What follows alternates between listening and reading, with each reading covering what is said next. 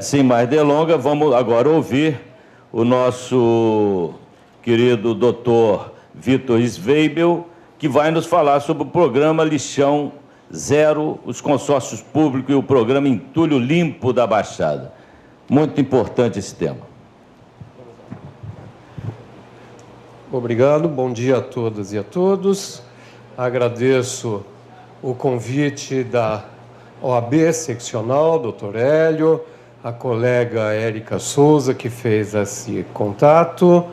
Quero dizer que estou aqui com os meus colegas Jorge Pinheiro e outra Érica, também, que coordenam os programas de reciclagem e o programa Entulho Limpo da Baixada, e trago a saudação do secretário Mink por essa iniciativa, mesmo porque é muito interessante a gente poder discutir técnicas, tecnologias, gestão de resíduos num espaço da OAB. Acho extremamente saudável e isso é um excelente sinal, como já disse aqui o Luciano. Bem, pessoal, eu, além dos 20 minutos, o tempo restrito, eu me propus um desafio um pouco maior do que falar da questão do RCD ou RCC, como já indicou o Alexandre, a nomenclatura também varia, né? Porque, ao ver a programação do dia de hoje, principalmente esta mesa voltada para resíduos de construção civil e a próxima mesa falando de lixões e aterros sanitários, e vamos ter aqui representantes das empresas que gerenciam os grandes aterros sanitários no Estado, né? Eu me senti na obrigação, como representante da Secretaria Estadual do Ambiente, de dar um painel para vocês do que está acontecendo do ponto de vista da política estadual em relação a esse tema dos resíduos sólidos em geral, e aí sim fazer uma ponte, um foco específico na questão de resíduos de construção civil. Vamos ver se eu consigo fazer isso nesse tempo previsto. Por favor. Em primeiro lugar, falando de resíduos em geral, resíduos sólidos urbanos em geral, o cenário brasileiro ainda é muito pautado nessa imagem dos lixões, e a mesa seguinte vai justamente discutir isso. E no estado do Rio de Janeiro, como vocês vão ver com os números, nós estamos conseguindo passar para outra imagem, para um outro cenário, que é o cenário de implantação de aterros sanitários ou de centrais de tratamento de resíduos sólidos, incluindo tratamentos de vários tipos, de resíduos de saúde, de resíduos de construção civil e, de preferência, já caminhando na adoção de alternativas tecnológicas para aproveitamento de biogás e de geração de energia. O secretário Mink sempre diz que essa passagem daqui para cá significa passar do século XIX para o século XX. E daqui para frente, sim, significa a gente chegar no século XXI para o máximo aproveitamento dos resíduos e da energia. Próximo, por favor. E para poder enfrentar esse problema dos lixões versus aterros sanitários, conseguir chegar no século XX e tentar a transição para o XXI, né, a grande estratégia trabalhada no âmbito da política estadual de resíduos sólidos, do plano estadual de resíduos sólidos, que já tem uma parte realizada, estamos realizando a continuidade deles, como vou mostrar para vocês. O foco principal, a estratégia principal é a regionalização. E para que a regionalização? Em primeiro lugar, para garantir uma escala de sustentabilidade. Por que isso? Porque nós temos no Brasil já muito dinheiro jogado no lixo, e que significou a implantação de aterros sanitários que rapidamente se transformaram em lixões, porque as administrações municipais, por falta de recursos técnicos, financeiros, humanos, etc., não sabiam mantê-los e os deixaram transformar em lixões. Portanto, a busca de uma escala maior de sustentabilidade significa trabalhar um conjunto de municípios, né, onde a gente possa maximizar essa disponibilidade de recursos técnicos, humanos e financeiros. Segundo lugar, para a regionalização já está anunciada, assim como no caso da saúde, né, a gestão associada, buscar usar a ideia do consórcio, da integração, da articulação, do pacto federativo, ou seja, sair daquele quadrado do nosso município e olhar regionalmente Isso é o que nos permite a Lei dos Consórcios, a Lei Nacional de Consórcios Públicos, que é a Lei 11.107 de 2005.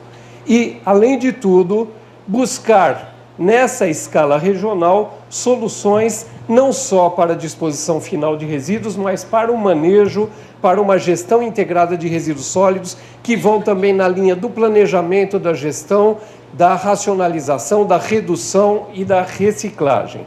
Além disso, a regionalização é um dos critérios da Lei 12.305 do Governo Federal para acesso a recursos. Se o município de Niterói for buscar recursos, ele tem condições no Governo Federal, mas se ele atuar em consórcio articulado, ele terá prioridade. Próximo, por favor. Vejam só, além de tudo, o que nós sabemos é que quanto menor for o aterro sanitário, maior será o custo de gerenciamento por tonelada. Quanto maior o aterro, menor o custo de gerenciamento. Portanto, ao termos aterros regionalizados, conjuntos de municípios, usando o mesmo aterro regionalizado, nós vamos ter um menor custo operacional, que significa menos custo para o município, menor taxa de lixo, menor custo para o bolso de todos nós, cidadãos.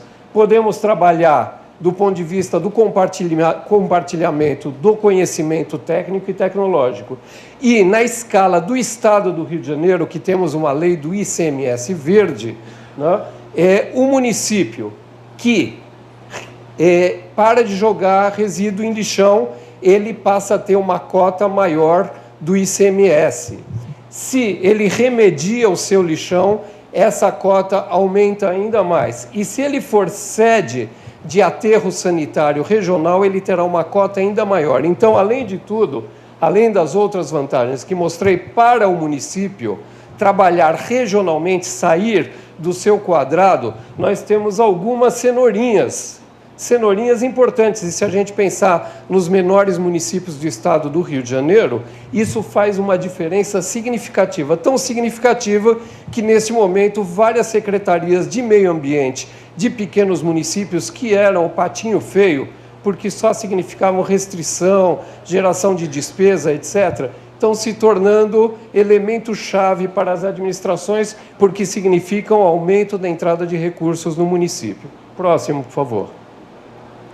Com essa visão de regionalização, nós estamos fazendo desde 2008, 2009, um trabalho de estudos no Estado e de arranjos regionais, na negociação com os prefeitos, na negociação com os vários grupos de interesse ligados a resíduos sólidos, que nos levam a um desenho que é um desenho muito dinâmico, porque há uma série de critérios técnicos para a definição dessas regiões, para chegar àquela escala de sustentabilidade que eu comentei com vocês. E aqui, só de maneira sintética, eu posso dizer a vocês que nós temos um conjunto de consórcios intermunicipais já formados. O próximo slide eu vou mostrar o número deles, né?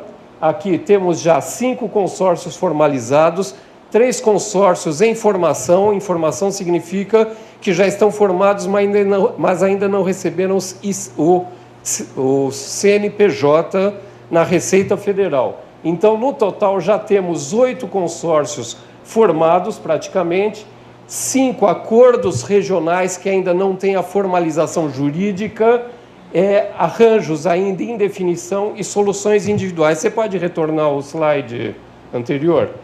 Então, vejam, aqui o que a gente tem são delimitações de blocos de municípios. Esses já são consórcios formados com seus CNPJs, né, e que têm soluções de disposição final ou já implantadas ou em construção, né, nessa visão de uma escala regional mais adequada. Esses mais claros são as soluções individuais de cada município, que já estavam implantados, ou os municípios já estão trabalhando nela. Por exemplo, o caso de Niterói tem uma solução individual, que é aqui no aterro de Morro do Céu, que está sendo ampliado, e, ao mesmo tempo, também uma parte dos resíduos vai para um aterro regional em Itaboraí. E chamo a atenção aqui para esse conjunto, para este bloco, cor de burro quando foge aí, não sei, até hoje eu não sei que cor é essa, mas enfim, aqui eu vou voltar a esse tema, que é o consórcio de resíduos sólidos dos municípios da Baixada, que tem um foco específico em resíduos de construção civil. Não vou me alongar, vamos para o próximo.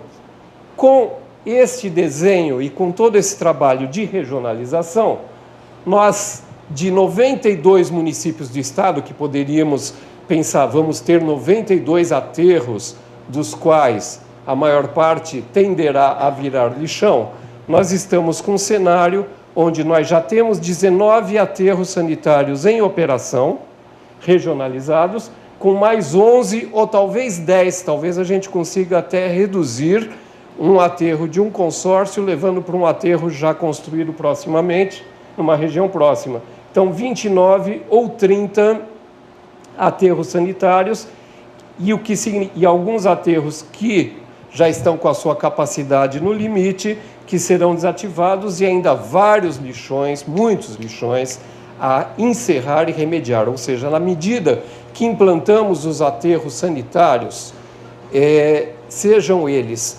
públicos, implantados pelo Estado e concedidos pelos consórcios ao setor privado, ou sejam eles implantados pelo próprio setor privado diretamente, na medida que esses aterros estão implantados e, portanto, os municípios têm alternativa de disposição final de resíduos, nós podemos, sim, encerrar os lixões conforme manda a Lei 12.305, que dá um prazo até 2014 para o encerramento de todos os lixões no Brasil. E no caso do Estado do Rio de Janeiro, nós temos o Pacto pelo Saneamento, que também colocou esta meta, até 2014, encerrar todos os lixões. O próximo. E quero mostrar a vocês que nós vamos alcançar sim. E a ministra Isabela diz que nós seremos o primeiro Estado do Brasil a alcançar. Espero que ela esteja certa e que a gente alcance.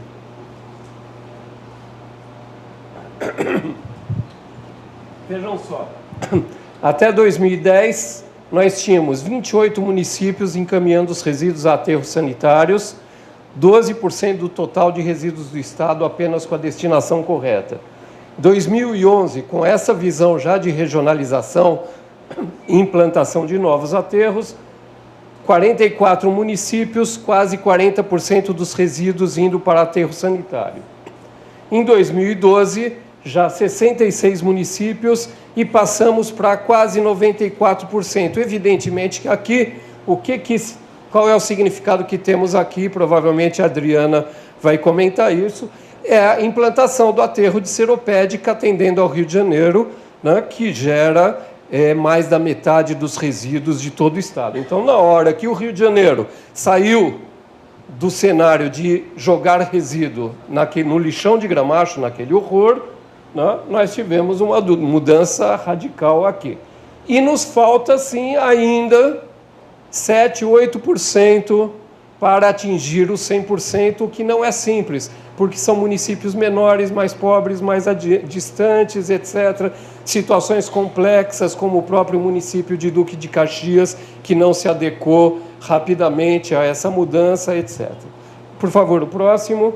Então, aqui um gráfico mostrando essa evolução e a nossa perspectiva de atender a Lei 12.305 e, de fato, atender ao Pacto pelo Saneamento, o próximo, e de chegar a essa, em 2014, na estimativa de 16 mil toneladas dia que o Estado do Rio gera, destinando a aterros sanitários.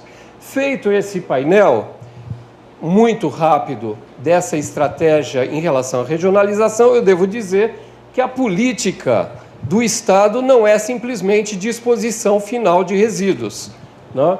Nós temos o programa Recicla Rio, que é coordenado pelo Jorge, já trabalhando toda a questão da redução e da reciclagem, e evidentemente nós temos algumas ações que podemos avançar, mas outras dependem dos acordos setoriais de logística reversa que estão sendo negociados em nível nacional. Não vou poder me deter em cada um deles, mas esses aqui são alguns dos acordos que estão sendo negociados. Nós estamos acompanhando de perto, participamos das discussões em Brasília. Alguns acordos já existem e já estão avançando para óleos lubrificantes, para embalagens de óleos lubrificantes, o programa de reaproveitamento do óleo vegetal, enfim, um conjunto de iniciativas que já vão na direção da reciclagem e da logística reversa.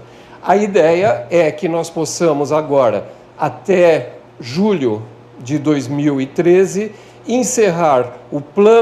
completar o Plano Estadual de Resíduos Sólidos, já com todas as diretrizes conforme a lei nos indica para todos os tipos de resíduos. O próximo, por favor. E aí eu chego na questão dos resíduos de demolição e construção, RDC ou RCC, como o Alexandre já disse, né, eu tendo a chamar de RCC. Se eu falei que o estado do Rio gera por volta de 16 mil toneladas dia de resíduos, a sua estatística está boa, Alexandre. Né? A gente tem essa estimativa de 2/3, né, por dia. Tá? Portanto, 10 mil toneladas dia de resíduos gerados na construção civil no estado do Rio de Janeiro. Isso é o que nós temos de estimativa do que é gerado. Agora, isto aqui, apenas 1.800 das 10 mil, é o que nós sabemos que tem destinação correta, adequada. E aí eu faço a ponte com as apresentações do Alexandre e do Luciano. Né? Então, tem muito resíduo de construção civil que está indo, não é nem para o ralo, porque muito antes do ralo, ele está indo para os córregos, para os canais, para os rios, para as lagoas, para o assoreamento, para as enchentes, etc, etc. Este é o cenário do Rio de Janeiro. Eu só quero discordar, eu acho que nós ainda estamos muito longe do estado de São Paulo, em termos de organização, né? Podemos ter avançado em vários temas, mas ainda estamos muito distantes em termos dos nossos modelos de gestão para os resíduos de construção civil. Vamos adiante. Sim, é verdade. Uma linha é a construção formal, é o consórcio, é a empresa, é quem busca as novas tecnologias, quem busca as suas estratégias de redução de custos, quem é obrigado por lei, quem é fiscalizado pelo INEA, tem que ter manifesto de resíduos, etc., tem que buscar este caminho formal. E a outra parte daqueles 10 mil toneladas dia, uma boa parte disso, é aquele lado informal que Alexandre descreveu muito bem. É a pequena obra. Não só as nossas, que temos informação, mas das construções de periferia, com a melhoria da renda da população, petróleo e gás, o rio bombando, as pessoas estão fazendo puxadinho, segundo andar, etc. Essa é a dinâmica das nossas cidades. Aqui saímos de Niterói, vamos para São Gonçalo, vamos para Itaboraí, a dinâmica de construção civil é enorme. Não?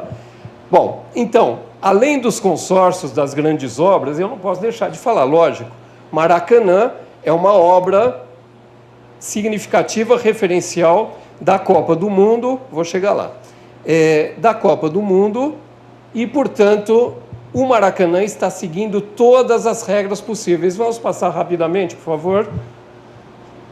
Todos os trâmites de redução, de reciclagem, de encaminhamento, de separação de material, de aproveitamento na obra. O próximo, por favor. Aqui tem todas as quantificações do que está sendo gerado, o que está sendo reciclado, mais uma, e a certificação com selo LEED, né? Quer dizer, a certificação de uma obra, e o Luciano conhece bem esse assunto, né? Do máximo aproveitamento da água, do mínimo desperdício. Vale dizer, meus amigos, para o Luciano, inclusive, que trabalha com esse tema, né? O Brasil está tecnologicamente atrasadíssimo em termos de processo construtivo. Se você deu um exemplo de avanço nesse consórcio, vamos imaginar, pense OAB, o que foi a obra de reforma deste prédio ou deste auditório. o que gerou e o que poderia ter economizado. A questão da tecnologia construtiva é algo que tem que mudar nesse país totalmente. Bom, mas esse aqui, estamos falando da cidade formal das grandes obras. Vamos agora para o projeto Entulho Limpo da Baixada. Em 5 minutos eu vou falar dele.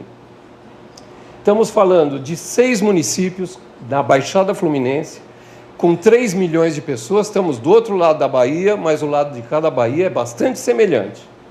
3 milhões de pessoas que geram aproximadamente 3.500 toneladas dia de resíduos de construção civil.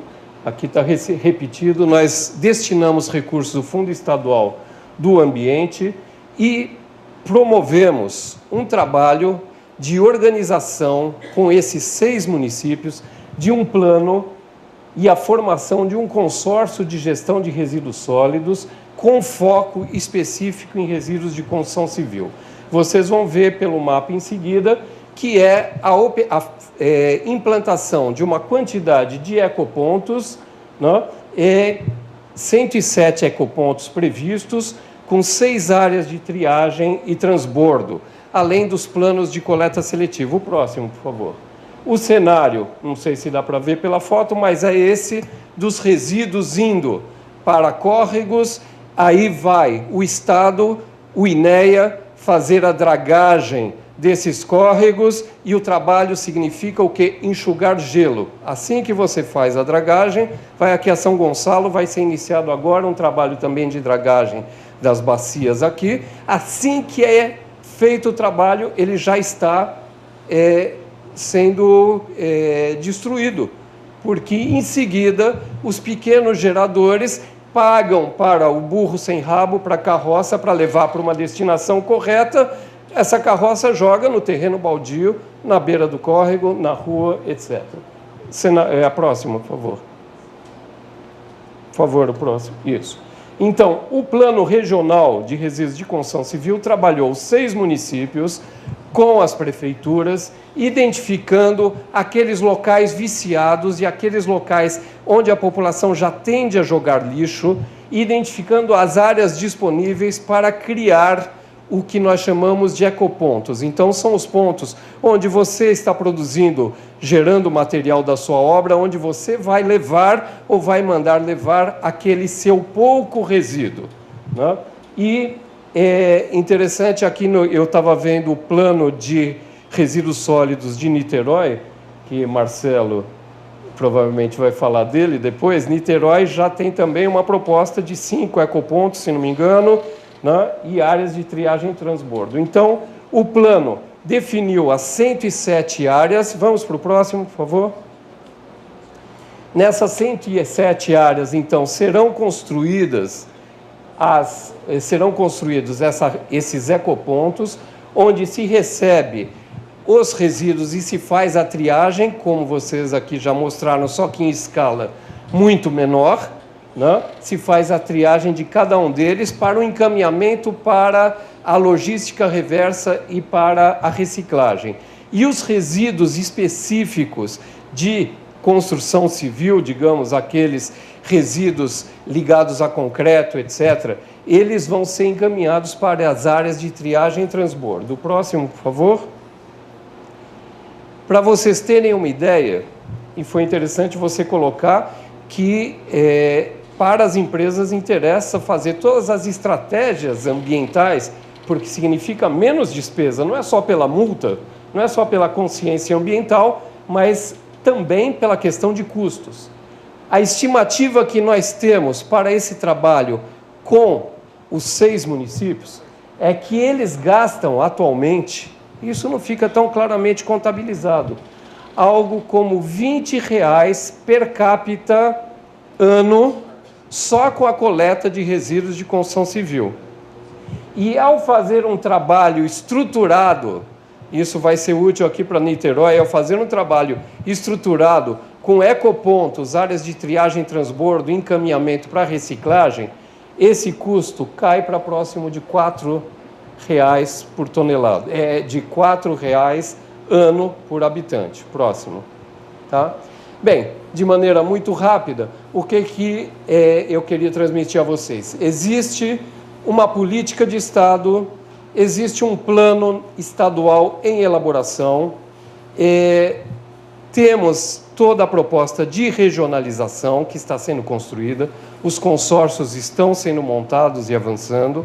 Para resíduos de construção civil, além de toda a legislação que foi aqui indicada, né, nós acreditamos que as duas vertentes têm que ser muito aprimoradas, tanto a vertente oficial, através dos manifestos de resíduos do INEA, de todo o encaminhamento formal desses resíduos, quanto sistemas que os municípios vão ter que implementar por lei. E esse exemplo da Baixada, que nós já estamos com 20 ecopontos em construção, eu espero que eles possam ser uma vitrine para que o resto do Estado também avance na implantação do que exige a Lei 12.305, como Alexandre nos falou. Muito obrigado.